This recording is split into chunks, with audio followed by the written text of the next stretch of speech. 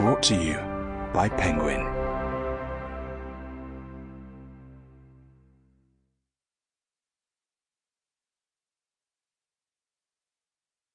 My Lord John by Georgette Heyer. Read by Neil Gardner. Preface. The fame of my wife, Georgette Heyer, rests largely upon her historical novels, particularly those of the Regency period. But this was not her own favourite. She preferred what she called armour, the Middle Ages. She was especially attracted to that period of English history when the House of Lancaster was at its peak, from about 1393 to 1435. Some years ago, she planned a work, a trilogy, to illustrate this period, taking John, Duke of Bedford, the younger and most trusted brother of Henry V, as its central character, for his lifespan covered the whole period, and because he was a great man, though not today a well-known character. With his death, the decay of the Lancastrian line set in. Her research was enormous and meticulous. She was a perfectionist.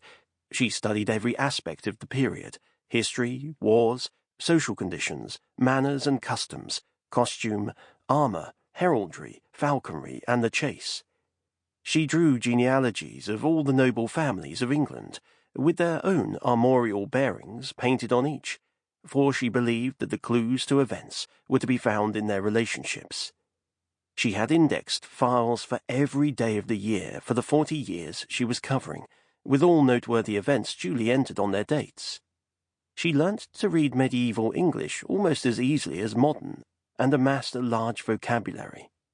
One summer we toured the Scottish-English borderlands, learning the country and visiting 75 castles and 23 abbeys, or their ruins. Her notes fill volumes.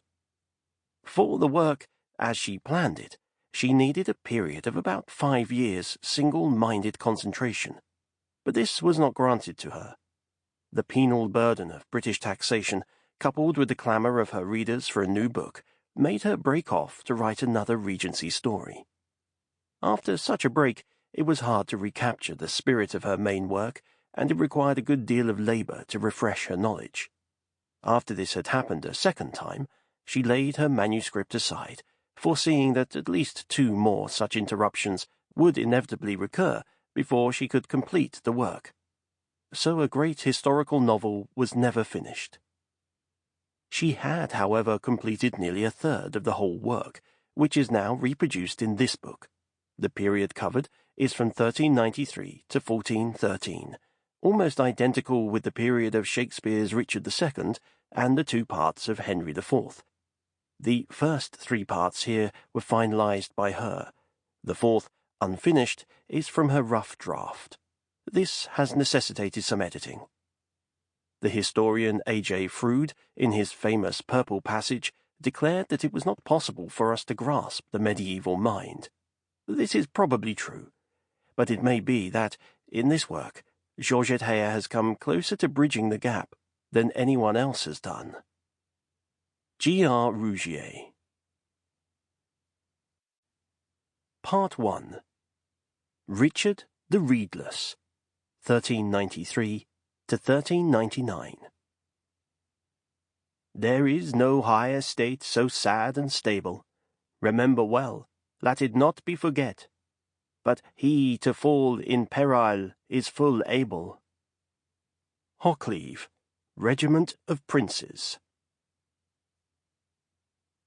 1. Monsieur de Guienne. 1. The children had been sent to play in the harbour with Kate Puncherdown. The damsel hired to serve the youngest of 4 nobly born imps was glad to escape from indoor tasks on a bright June day. But she thought it due to her dignity to tell Agnes Roxter that it did not lie within her duty to wait upon the Lord John. Agnes said, "I am sure it is never my lording who makes unease in the nursery. You may take him to oblige me."